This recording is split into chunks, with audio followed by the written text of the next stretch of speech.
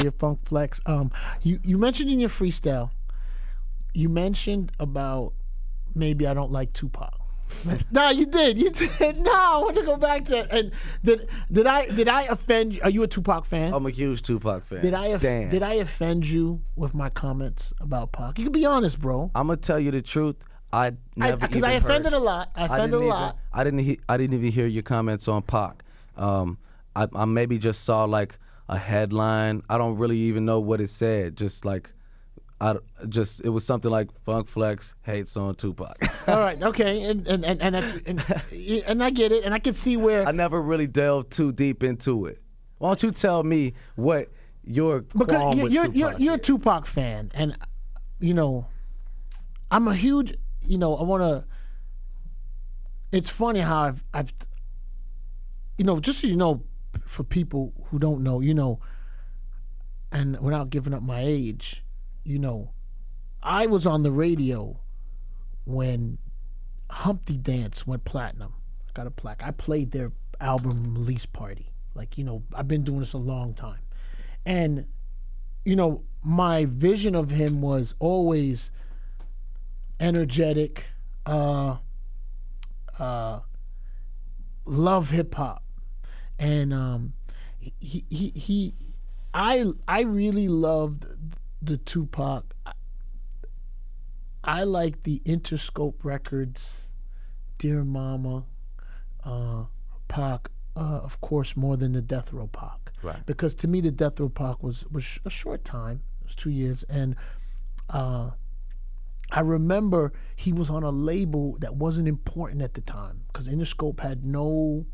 They was trash at the time. He was he was like one of the first few rap groups that they had signed, and his grind was always he didn't get that recognition of being like the NWA or all the things that were coming out, or even what's the E40. He was kind of like that in between. Part about the name Tupacalypse. He was always on that grind, and that's the guy I guess that I knew and met. So and. Respect, not that I didn't respect him later. And whatever came about, and whatever came about later on, my problem, which was surfacing within me as the movie was coming, was the Pac movie. The trash movie. Well, see. Am I gonna get in trouble for that? See now here's my question. I didn't even see it. No, but people, you know why a lot of people, but you know why I think people were disappointed? They wanted to see someone running through the streets with a shotgun and that vision, but it really gave who he was, like, which is nothing wrong with it. Like, and to me, I don't think Pac was trying to be a gangster. Meaning, I don't think he was always like, I think he wanted to do anything that was going to get his music and what he believed in across. That's how he always seemed to me. And with the b.i.g situation, my problem is, and I guess the names are out there, so I'm just going to fucking say it sometimes. I know I don't say the names. It's like a situation happened at the studio, right? And I can probably have this conversation with you with probably a lot of rappers I can't have with because you understand the life. If you have let's say you moved with some guys and they're your guys, and somewhere along the way, you know, me and these guys, we have an issue now. And I'm not saying they're gonna hurt me, but I know that you ain't good with me. I'm not good with you. And yeah, it may have stemmed from the rape case and everything that was happening, but this is just street. We aren't good. I am now carrying a burner on me because I feel the niggas that I trusted are not my niggas. And Pac had street knowledge, so he understands. I'm in the studio. I'm doing a song with a rapper that's managed by the guys I don't get along. Right? This is the premise. I'm talking from I know. Like I'm not talking. I didn't read this. I know as it's going on, as it happened, the night it happened. I knew how it moved afterwards. Biggie's doing a song with the guy that's managed by somebody Pac don't get No. along with. Biggie's just in the studio. He's You say Pac was doing a song with Pac's doing a song with he's doing a song with the people who he's having a problem with. This is pre-Bad Boy, meaning I'm having a street issue with some guys I ran with. We were together. We're now separate, but I'm doing something with their artists. I'm gonna carry this burner with me because I know what it might be, but I like the artist, and it's a thing. Boom. I go there, you get into something, and the shot's fired. My problem is, you know where that energy came from. You see what I'm saying? So when you come out screaming Big's just in the studio. You didn't come to visit him. You just said you coming by there and he's there. Now, his energy is, I'm mad at you for not really intervening or not telling me or not what's. Now, at the time, myself included, we're in our 20s. Right. These dudes you got a problem with is in their 40s. I never seen niggas in their 20s tell nobody in their 40s, chill out. Am I saying that right? The game. So I understand that. So now my thing was always at the time, because I was vocal about it on the radio, and it's not hate, it was disappointment. Because it was okay for a second, Vic, when it was happening, because all of us always thought at some point he gonna clear this up. Or they gonna run into each other and it's gonna be love. I never felt like it was something that they couldn't run into each other and fix. It always felt like if two niggas, yo, bro, all right, man, we gonna keep it moving. I wasn't happy about what you did. So the campaign against Biggie was hurtful to me because I knew the truth. And I don't want to take away from Pac's music. I don't want to take away from what he gave. I don't want to take it from his influence, because that's there and it's big, and he influenced all of us. I just felt like he understood street code because he came from that. And even if he didn't participate, he knew how it moved. And a jukes happened, from people, you knew when you run into these guys, they gonna maybe not hurt you, they gonna rob you. You know the energy. You know what I'm saying? Like, nobody does not know that energy. Right. You can tell how a guy starts talking to you from this point on. You're like, you know what? Let me just make sure when I run into this niggas, you may not even want to do something. Let me make sure I'm on an even playing field. Right. When we combo. And I think that's what Pac was thinking. And then my thing was, and people got mad at me because I said he shot himself, and I wasn't, and my energy came off wrong the first time, but it was to say that he had a burn on him, and he did defend himself, but he knew the type of guy Biggie was. And if you come from the street, and that's like, if you Biggie, yo, he calling my name, I ain't really do that. I can't come out now and call whose name it is. Right. Right? What do you gotta kinda like, you gotta eat it, because now you open up some worms right here that ain't gonna be something. So people always took Biggie's silence for fear or for he was lying, but it was like, bro, I can't really say. It kind of always felt like Biggie was less of the aggressor in the situation, at least in the dispute that followed whatever the situation and he had was. to be, because of the people involved. And I'm not saying that that's for Biggie out of fear. That's like, someone from the West Coast said something to me, Vic. It was Ice-T, and he explained to me something. He said, Flex, because he was upset with me about the Tupac thing. He said, in the West, when something happens, it's a retaliation immediately, and it's forever. A little bit how you said Chicago. Mm-hmm. And in New York, I do not condone or in street activity, but in New York, there's an OG respect that exists here, where if you young and you in the street and you new school, you get your respect, but you kind of stay out of OG business.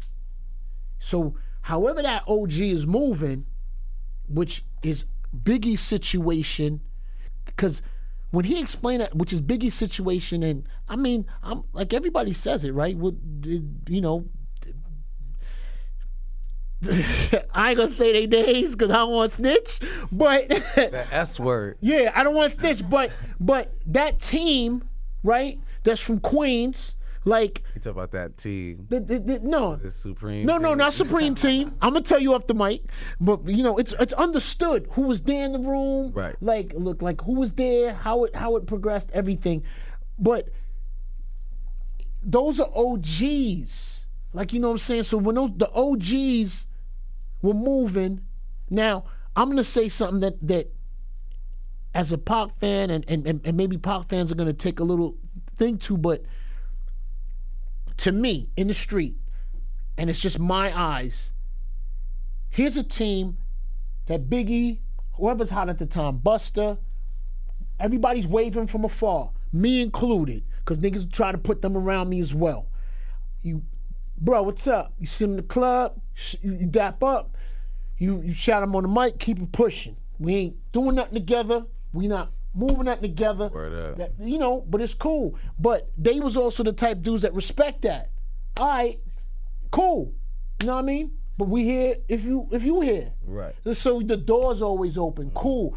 I know a lot of people who never went through that door, right?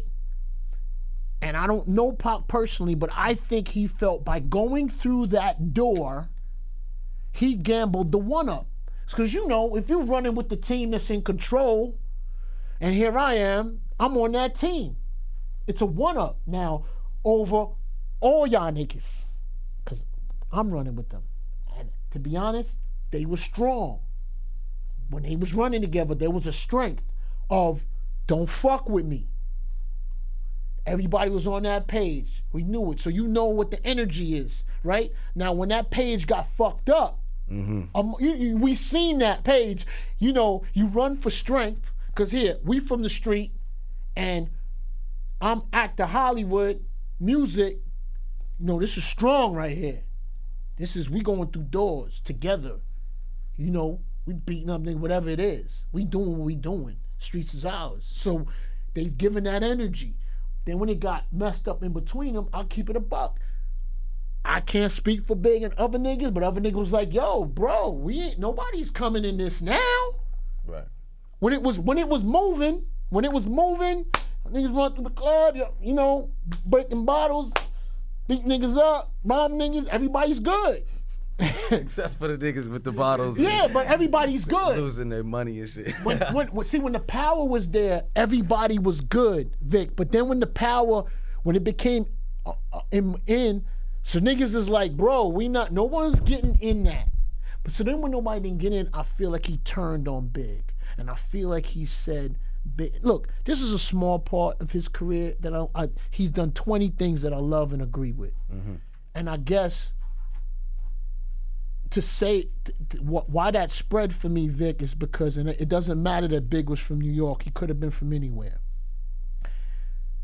I felt like that energy of Big setting up Pac, I don't think Pac understood that translated to a lot of people and fans, and including it translated to the people who killed Biggie.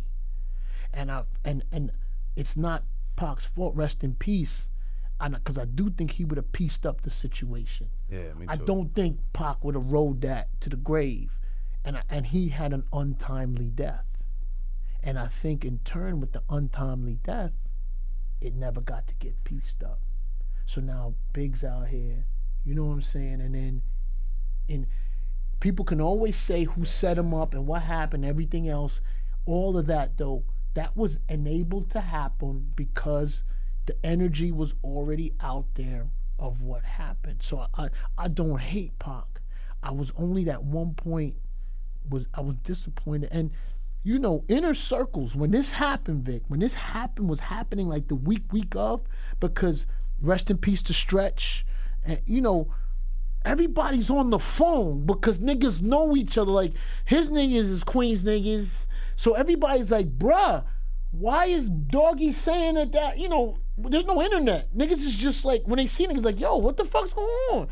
And then niggas is like, nah, but you know, he feel like the discussion was happening. He knew how niggas felt, but he felt his way. But Ice-T made me understand, coming from the West Coast, it's ride or die. And he should have been ride or die. And I explained to Ice, now, well, I understand that part, but here, in that life, you know, the OGs they have a certain amount of respect. So what they're doing, nobody's scared of them. You just like, boom, like you, that's you. But the added bonus was that like a lot of niggas kept their hands off because they saw it was a team that was falling apart, but y'all was cool. So like this ain't just like, I think it would have been different if they had picked on Pac or they singled him out and there was no prior affiliation relationship. I don't think people would have never let people get his hands into him.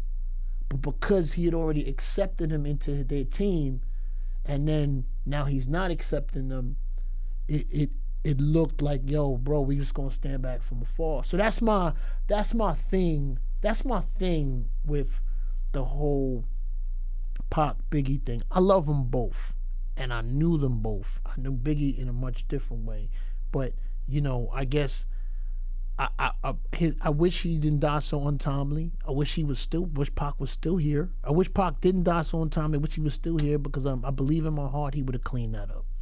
So that's my, you know, I haven't talked about it since. Rest in peace, Tupac. But yeah, rest in peace, Tupac. Rest in peace to Biggie. And I appreciate your time, my brother. I appreciate you for having me. Yes, sir.